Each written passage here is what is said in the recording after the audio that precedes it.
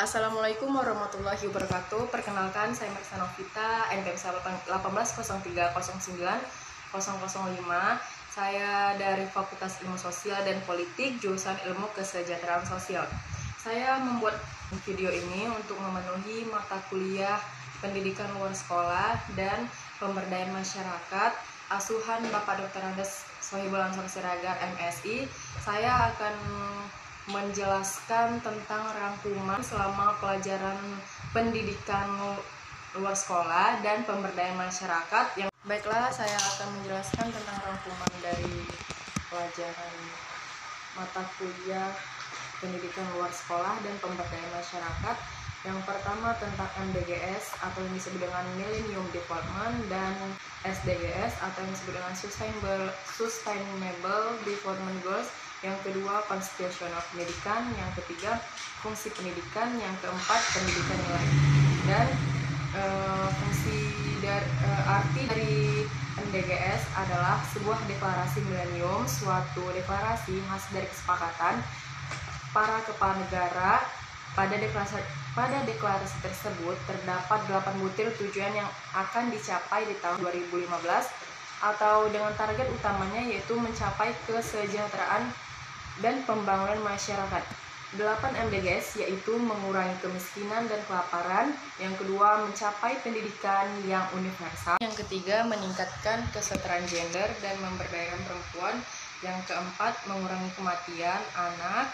Dan yang kelima, meningkatkan kesehatan maternal. Yang keenam, membasmi HIV, malaria, dan penyakit lainnya. Yang ketujuh, menjamin keberlanjutan lingkungan. Dan yang kedelapan, mengembangkan kemitraan global untuk pembangunan.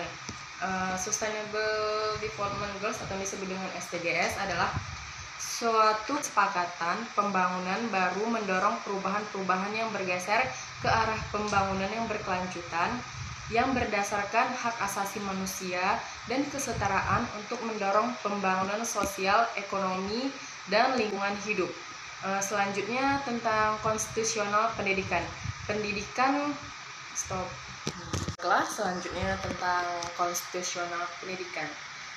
Tujuan nasional adalah untuk melindungi segenap bangsa dan seluruh tumpah darah Indonesia, memajukan kesejahteraan umum, mencerdaskan kehidupan bangsa. Tujuan nasional ini meniscayakan kewajiban melaksanakan upaya mencerdaskan bangsa, dan kewajiban itu melekat pada eksistensi negara. Tujuan nasional itu, terutama tujuan mencerdaskan kehidupan bangsa, harus dicapai melalui proses pendidikan. Pendidikan pada dasarnya merupakan fitrah manusia sebagai makhluk yang berakal dan berpikir. Proses pendidikan itu sendiri berlangsung sejak dalam kandungan sampai ke liang lahat dan bisa didapat di mana saja dan kapan saja. Dalam pemenuhan di lapangan, pendidikan dapat dilakukan melalui jalur formal, non-formal, dan informal. Setiap jenjang dan jenisnya, seperti pengenalan diri, kepribadian, kecerdasan, akhlak mulia, serta keterampilan yang diperlukan dirinya masyarakat, bangsa, dan negara. Baiklah, saya akan menjelaskan tentang fungsi pendidikan. Fungsi pendidikan adalah proses perwarisan bekal hidup untuk bertahan dan bertumbuh dari satu generasi berikutnya yang dapat mengikuti. Selain berlangsung melalui pembiasaan, pengajaran, dan pelatihan di bawah bimbingan orang lain, proses pembelajaran juga berlangsung dalam bentuk-bentuk alamiah lainnya seperti otodidak. Fungsi lain dari pendidikan adalah mengurangi pengendalian orang tua, menyediakan sarana untuk pembangkangan, mempertahankan sistem kelas sosial, serta memperpanjang masa remaja. Pendidikan sekolah dapat juga memperlambat masa dewasa orang karena siswa tergantung secara ekonomi pada orang tuanya. Berikutnya, jalur pendidikan ada 3. Yang pertama, jalur informal, jalur formal, dan non formal. Jalur pendidikan formal seperti pendidikan yang diselenggarakan di sekolah-sekolah pada umumnya. Jalur pendidikan ini mempunyai jenjang pendidikan yang jelas, mulai dari pendidikan dasar atau disebut dengan SD, pendidikan menengah atau disebut dengan SMP, dan sampai pendidikan tinggi atau yang kita sebut dengan SMA.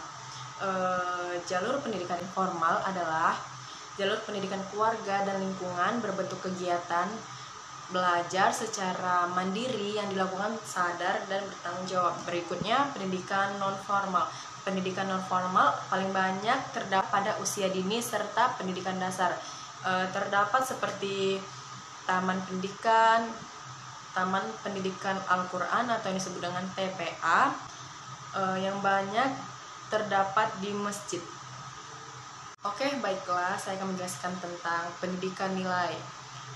Tujuan pendidikan nilai adalah tanggung jawab kita semua dan bukan hanya sekolah, keluarga, universitas, bisnis, dan olahraga.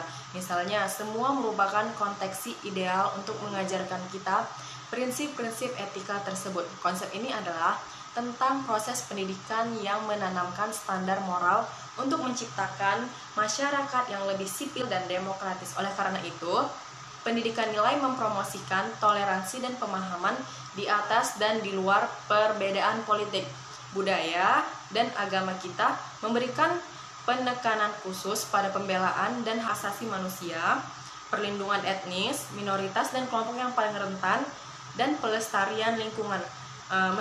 Meskipun begitu, beberapa tahun belakangan ini negara-negara seperti Australia dan Inggris sebenarnya sudah mempertimbangkan untuk memasukkan pendidikan nilai sebagai bagian dari wajib belajar. Dan nilai pendidikan utama, pendidikan ini mencakup berbagai topik yang berkaitan dengan kewarganegaraan dan etika seperti empati dengan menempatkan diri kita pada posisi orang lain baik secara kognitif maupun emosional. Yang kedua, kesempatan yang sama.